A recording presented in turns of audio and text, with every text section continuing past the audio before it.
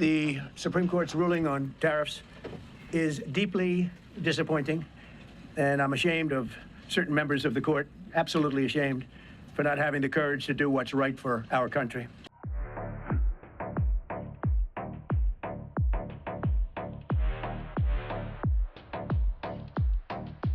So the Supreme Court literally just told Trump that he can't do tariff the way that he has been doing them. And Trump immediately made up a new one, a 15% by Saturday afternoon. And Bitcoin, it barely moved. And when you look at this heat map right here, it kind of starts to make sense because the biggest cluster of leverage position on this entire chart is sitting at 69,000, just above where we're trading right now. So let's look at the full picture. Open interest is sitting at 45.4 billion. That's 667,000 Bitcoin worth of open positions across all exchanges. And it actually went up by 0.44% in the last 24 hours. So people aren't closing their trade, they're opening new ones right into this uncertainty. Funding rate is basically zero, so nobody really committed to a direction. So the market is just sitting there coiled. Now in the last 24 hours, 86 million in positions got wiped. And here's the interesting part. Short got hit harder than longs. 53 million in short liquidations versus 33 millions long. Now the market squeezed upward and caught the bear off guard. And then on the ETF side, Friday actually came in green for the first time in 5 days. 88 million net inflow. BlackRock's IBIT pulled in 963 Bitcoin, while Fidelity's FBTC added 352 Bitcoin. That one green day is actually sitting inside a 5 straight week of outflow, totaling 3.8 billion. Bottom line on the setup, this isn't a clean bear market, it's not a clean recovery either. Open interest is climbing, shorts are getting squeezed, and one ETF day flipped positive. But the big money is depositing Bitcoin onto exchanges at a rate we haven't seen since 2015. And the buying field that drove last year's rally has basically dried up. So somebody in this market is about to be very wrong, and the heat map might just show you where the pain lands first. Okay, so here's the tension that I keep coming back to when I look at today's data. CryptoQuant dropped a report on Friday showing the exchange's whale ratio just hit 0.64. Now what that means is that 64% of all the Bitcoin flowing into exchanges right now is coming from the top 10 largest deposit address. So we're talking about the biggest player. And the last time that number was this high was October 2015. So the question is, what are we exactly looking at? Is this a recovery or a distribution? And the answer is both, just on a different time frame. And the gap in between these two pieces of information is where people are going to get caught. Now here's how most people are reading this. Exchange inflow dropped 60% from the big capitulation spike on February 6th. Now if one ETF day went green, and shorts are getting wrecked, so the obvious would be the selling is done, right? Time to buy. But here's what you might be missing. It's not that fewer people are sending Bitcoin to exchanges. It's that the small sellers are gone, and now it's only the biggest wallets still depositing. That might not be the selling pressure easing, but the most informed player in the market is taking over the flow. So that's a complete different thing. And then look at the stablecoin side. Back in November, 616 million worth of USDT was flowing into exchanges every single day. Now that's the money sitting on the sideline ready to buy.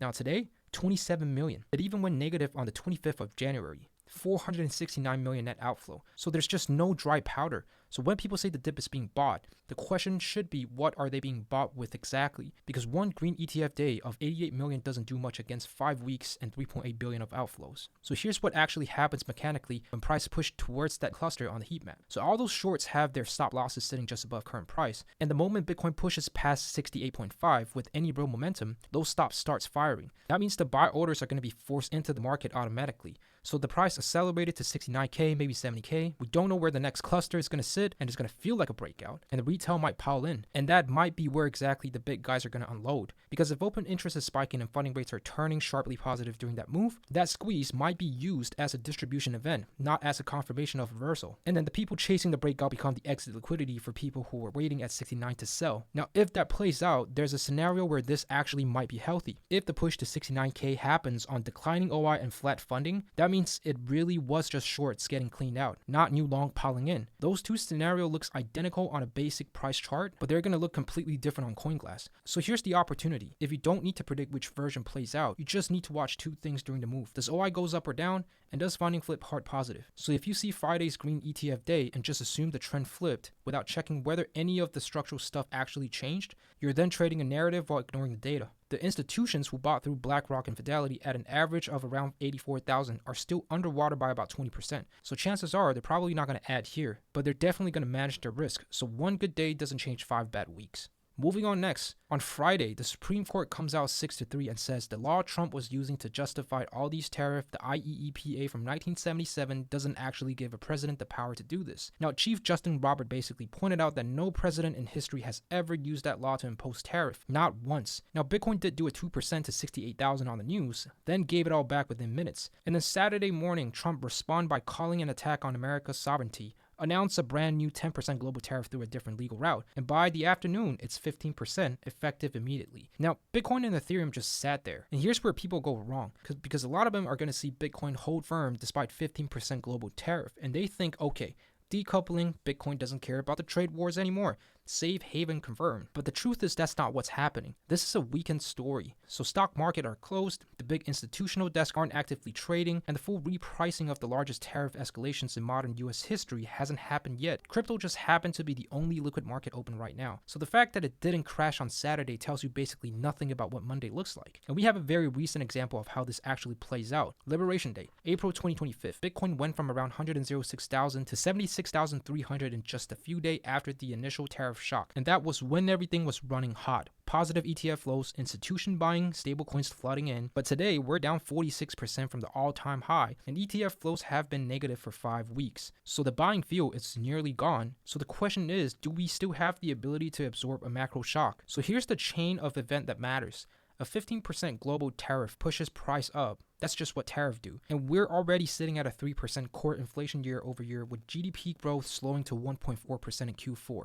Now, the Fed has been trying to figure it out when to start cutting rates, and a tariff shock this size basically kills that conversation. They can't cut into rising inflation, so the rate relief everyone's been waiting for pushed back again. And since institutions started buying Bitcoin through ETFs in 2025, crypto correlation with equities during stress event could be very real. So when risk appetite drops, institution will probably trim their most liquid position first. Now, Bitcoin's ETF are as liquid as any stock, and that's exactly what we saw during the 5-week outflow streak. It started almost exactly when tariff uncertainty kicked back up in late January. Oh, and here's one more thing that barely got coverage this weekend. The legal fight over these tariffs now moves to Congress and the midterms. So this political battle is going to consume an enormous amount of Senate time and energy. And the crypto industry has been waiting on the Clarity Act, the stablecoin bills, all the market structure legislation for over a year now. Now, when a Senate is in full-blown tariff war mode ahead of midterms, that stuff is going to be moved to the back of the line. The regulatory tailwind that justify a lot of institution crypto positioning in late 2025 have got themselves a very big competing priority shoved in front of it. So here's the thing.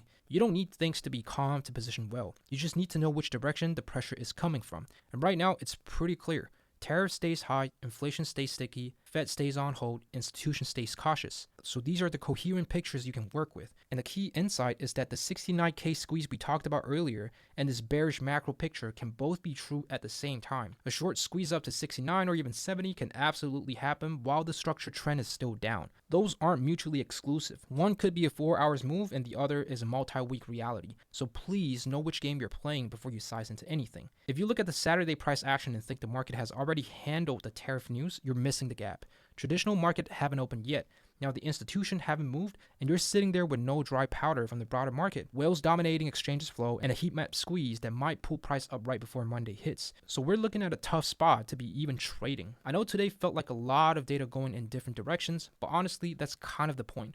When data is this split, that's usually when people make the worst decision because they pick the signal that confirms what they already want to believe. So no matter what piece of information that you're looking at, watch for Monday's open because Monday is when the market is going to tell you everything about whether this structure is changing or it's just faking it. All right, that's what I have for you guys today. If you feel like I missed anything, feel free to drop a comment. And if you found this video helpful, make sure to drop a like and subscribe. I'll see you in the next one.